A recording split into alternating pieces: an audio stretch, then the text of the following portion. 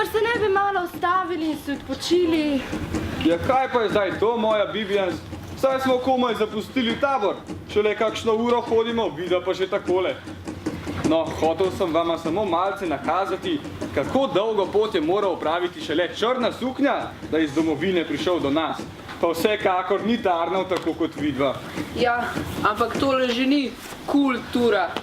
Noge mi bodo odpadle.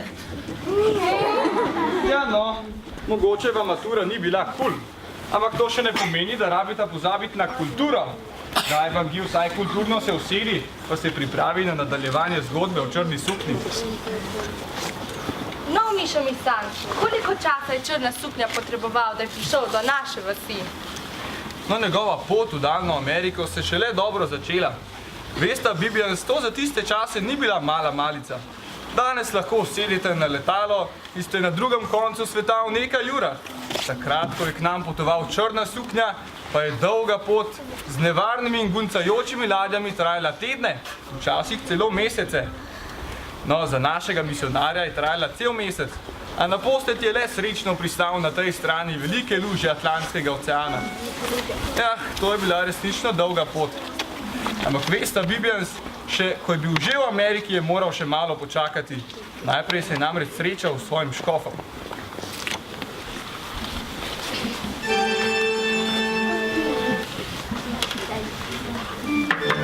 Vaša preizvišenost, obisk imate, neki Baraga, stare zemlje, iz Evrope vas čaka. Baraga? Baraga! Je pa neznansko pohitev. Pričakoval sem ga šele maja. Seveda, naj stopi.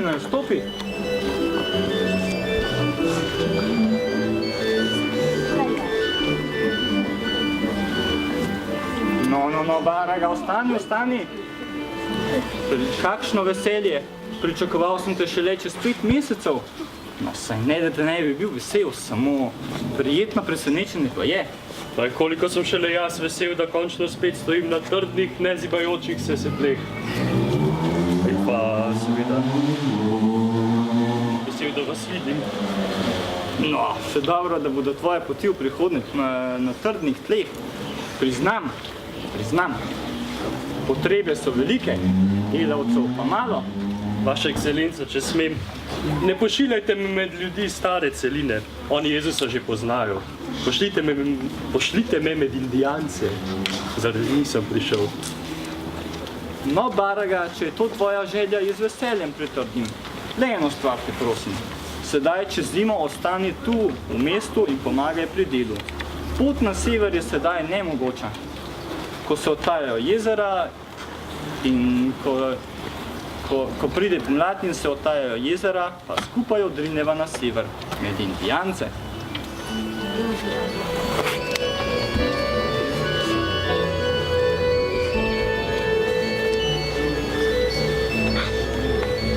No, eno vprašanje imam za vas, otroci. Kdo od vas govori slovensko?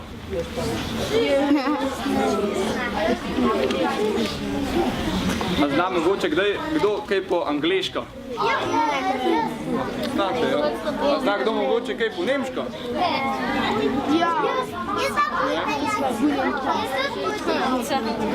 No.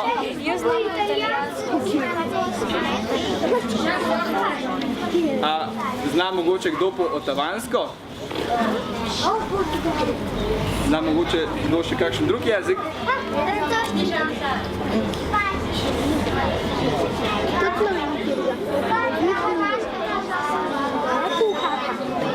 No, veste, črna suknja je poznal več kot 6 jezikov in vse to mu je še kako prav prišlo tudi v Ameriki, kjer so bili zbrani ljudje z vseh koncev sveta.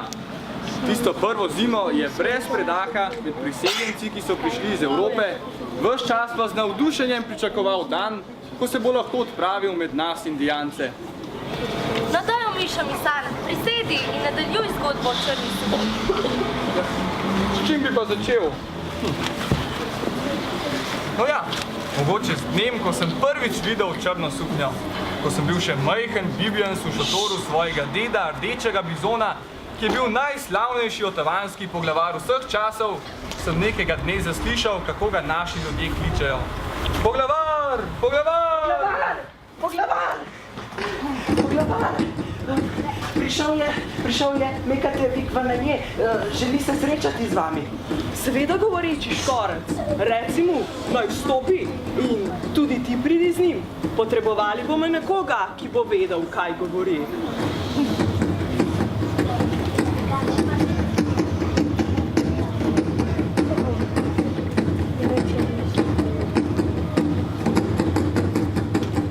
Božo, vabiški vi. Poglavar te lepo pozdravljati v tej svoji koči. Može gize, na giško, da diva. Poglavar biti vesel, da te je danes srečati.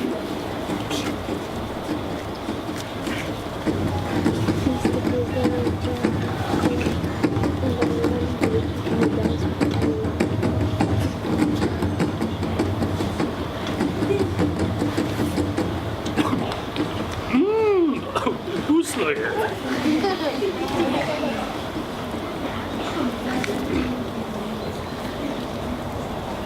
Česa pa je to? To je riba to je juha iz ribjega mesa in koruze. Poglavar ti to dati, da se okrepčati po dolgi poti. Kiči non, da ni bajan. Gajči, da ni bijan, bi mi bajan. Ho! Sedaj biti čas, da si odpočiti po dolgi poti.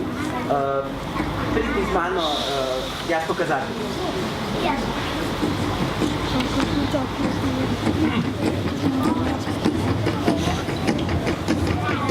No, takrat sem prvič videl črno suknjo.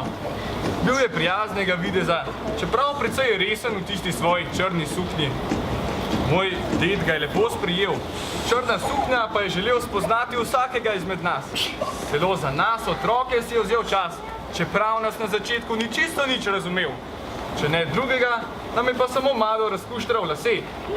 Ampak videlo se mu je, da ga žene ogenj. Ja, kako ste se pa potem pogovarjali, če vi niste razumeli njega in on ne vas? No, na začetku ga je povsod spremljal govoreči škorec, ki je znal nekaj jezika belcev. Ampak črna suknja se je zelo potrudil, da bi se čim hitreje naučil našega jezika. Vedel je namreč, da bomo njegovo veselo sporočilo o Jezusu lahko sprejeli samo, če ga bomo razumeli, če bo torej poznal naš jezik in kulturo.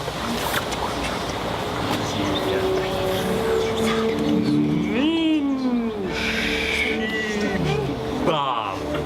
To je bem. Duša. Vaki sinco nebesa. Tako biti.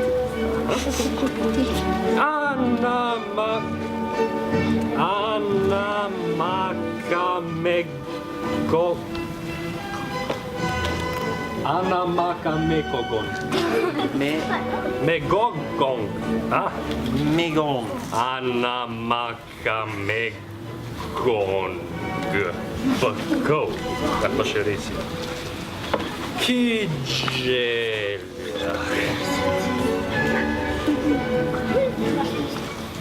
Veste, črni škorec, vi biti zelo pametni, vi mogoče tudi zelo dobri v našem jeziku, mogoče čez čas napisati slovnico ali pravopis. Govoreči škorec, dobra ideja, res dobra ideja. To bi vam zelo pomagalo, da se naučite pisati, brati, moliti. Bi lahko jaz vam kaj pomagati? Pravzaprav mi res lahko. Rad bi se naučil čim prej vaše molitve, Oče naš. A bi mi narekovali besedilo? Lahko bi se skupaj naučili. Nosinau vakving ebian. Nosinau vakving ebian. Mektiva u vendindigang. Nektiva u vendidagvan. En gagostinen ka timis ebian. Gagostinen ka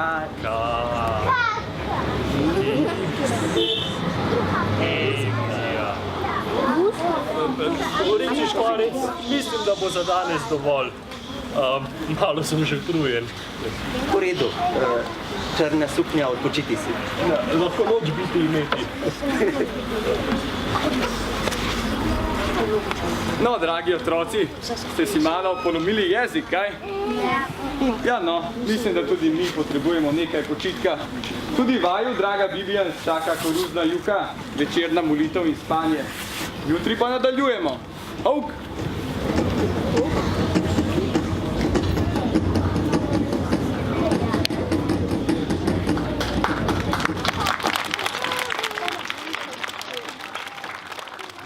Eno je potrebno, da ljubili bi, eno je potrebno, Baraga uči, eno je potrebno, da Jezusa spoznam, eno je potrebno, da se mu predam.